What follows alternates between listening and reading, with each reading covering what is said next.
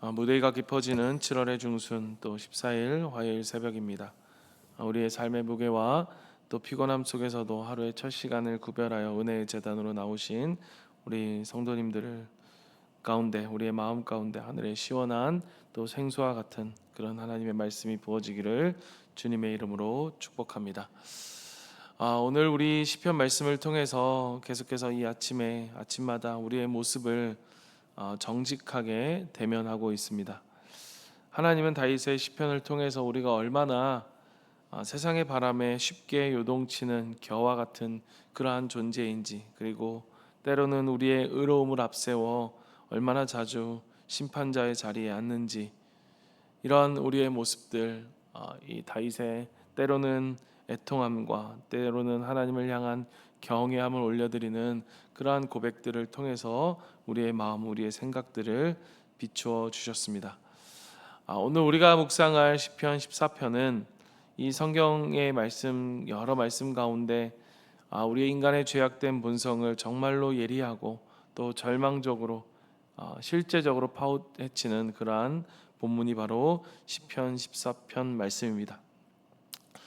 그래서 사도 바울이 로마서 3장에서 우리가 잘 아는 말씀 있죠.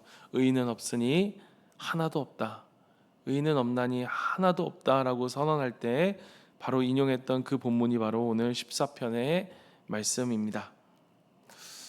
오늘 이 아침 우리 안에 교묘하게 숨겨져 있는 이 불신앙의 그러한 껍데기를 우리가 발견해내고 또 그러한 우리 속에서 우리를 사랑하시고 덮으시는 그 십자가 아래로, 그 피난처로 우리가 도망칠 수 있는 그러한 복음의 은혜가 있기를 간절히 소망합니다.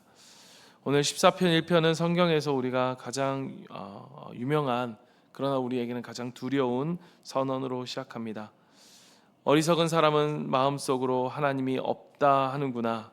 그들은 한결같이 썩어서 더러우니 바른 일을 하는 사람이 아무도 없구나. 의인은 없구나, 의인은 없대 하나도 없다라는 이 말씀 1절 그리고 3절에서 반복해서 우리에게 이야기하고 있죠. 여러분, 여기서 하나님이 없다 말하고 하는 이 어리석은 자는 누구일까? 우리는 이 말씀을 읽으면서 교회 밖에 있는 하나님을 믿지 않는 비기독교인들이나 또 하나님의 창조를 믿지 않는 그러한 사람들, 무신론자들을 우리는 떠올립니다. 그렇게 바보 같은 사람들, 어리석은 사람들, 하나님의 살아계심을 저렇게 명확한 하나님의 살아계심을 보면서도 부인할 수 있을까? 우리는 그 사람들을 생각할지 모르겠습니다. 그런데 여러분, 오늘 말씀의 원어를 우리가 들여다보면 사실 굉장히 충격적인 사실을 우리가 마주하게 됩니다. 여기서 어리석은 자라고 하는 이 나발이라고 하는 이 말은 지능이 떨어지거나 철학적으로 신의 존재를 부정하는 사람을 뜻하는 그러한 단어가 아닙니다. 이 나발이라고 하는 말은 영적으로 철저히 무감각해져 있어서 삶의 현장에서 하나님이 전혀 계시지 않은 것처럼 행동하는 사람을 의미합니다. 즉, 이 말씀의 화살표는 하나님을 알지 못하는 세상의 사람들이 아니라 하나님을 안다고 이야기하는, 그래서 예배당 안에 와서 앉아 예배를 드리고 있는 저와 여러분, 그런 우리를 향해 그 화살, 그 전국을 찌르고 있다는 것입니다. 그러니까 주일의 예배당 안에서는 하나님은 살아계십니다. 하나님은 내 삶의 주인이십니다. 라고 우리가 찬양하고 고백합니다. 그러나 우리의 삶의 순간, 우리의 삶으로 들어가서는 마치 하나님이 없는 것처럼 살아간다는 것이죠. 사람들과의 관계 속에서, 사람들과의 대화 속에서 하나님이 지으시고 하나님이 창조하시고 그를 위해 십자가에 못 박혀 죽기까지 피를 주고 사신 그 사람을 향해 하나님의 귀한 존귀한 자녀로 바라보지 않고 누군가를 정죄하고 판단하는 그러한 대상이 되어서 그를 결국 상심에 빠지게 만들어 버립니다. 그런 사람들에게 주님은 마태복음 18장 6절에 나를 믿는 이 작은 사람들 가운데 목에서 하나라도 걸려 넘어지게 하는 사람은 누구라도 차라리 그 목을 큰 맷돌에 달고 깊은 바다에 빠지는 편이 낫다라고 말씀하셨다는 것을 우리는 잊지 말아야 되죠. 하나님은 외모로 사람을 보지 않으신다. 여러분, 우리가 많이 들었던 말씀입니다. 로마서 2장의 말씀. 이 말은 하나님이 우리를 외모로 잘생겼는지 못생겼는지 그렇게 판단하신다라는 말이 아니라, 이 로마서 2장의 말씀에 그 문맥으로 이 말씀을 바라보면 우리가 우리의 일터에서 또는 우리의 교회에서조차 우리가 함께 삼삼오오 모여서 누군가를 위한다는, 상대방을 위한다는 그러한 명분을 가지고 서로를 욕하고 비난하는 것을 향해서 이 사도 바울은 당을 짓고 있구나 라고 이야기를 하며, 그의 말과 거룩해 보이는 행동에 하나님은 결코 속지 않으신다라고 말씀하신 것이고, 그런 자들을 향해 반드시 심판하시겠다 말씀하십니다. 그리고 하나님이 아닌 돈이 모든 것에 내 삶에 결정하는 그러한 결정적인 그러한 판단의 근거가 되고 주인이 되어지는 삶, 이렇게 하나님을 우리가 믿는다고는 하지만, 그러나 하나님이 나의 삶의 주인이라고 말은 하지만 나의 실상은 진짜 하나님이 없는 것처럼 내 모든 관계, 내 모든 말, 내 모든 선택, 내 모든 행동 속에서 그저 그냥 내 생각대로 내 삶은 내 것이라 여기며 살아가는 그러한 사람들을 향해 오늘 이 말씀, 이 다윗을 통해 하나님은 이 다윗의 고백을 통해 말씀하고 계신 것입니다. 하나님이 없다 말하는 어리석은 자들아. 이 말은 신학적인 용어로 말하면 실천적 무신론자라고 일컬는 그러한 사람들인 것입니다. 그러한 자들을 향해 다윗은 이렇게 탄식하죠. 4절 말씀. 죄악을 행하는 자는 다 무지한 거냐? 그들이 밥 먹듯이 내 백성을 먹으면서 나 주를 부르지 않는구나. 2절과 3절을 보십시오. 주님께서는 하늘에서 사람을 굽어보시면서 지혜로운 사람이 있는지 하나님을 찾는 사람이 있는지를 살펴보신다. 너희 모두는 다른 길로 빗나가서 하나같이 썩었으니 착한 일을 하는 사람이 하나도 없구나. 굽어보신다라고 하는 이 말은 어떠한 의미이냐? 천천히 정말로 하나님이 모든 것을 다 보고 아신다는 것입니다. 무엇을 아십니까? 그 중심을 아신다는 거예요. 그 마음을 아신다는 거예요. 여러분, 우리는 그 마음을 알 수 없습니다. 우리는 겉모습만을 알 수 있죠.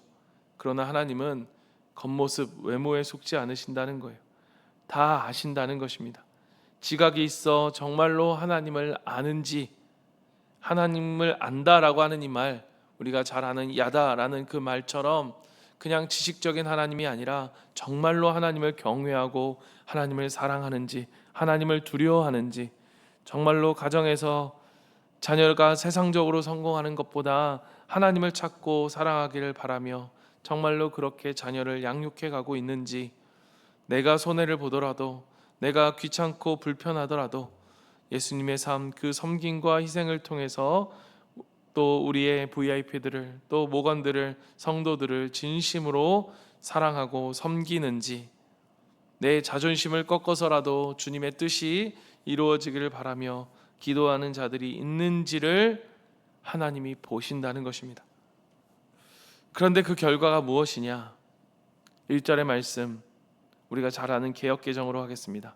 선을 행하는 자가 없으니 단 한 사람도, 단 하나도 없도다.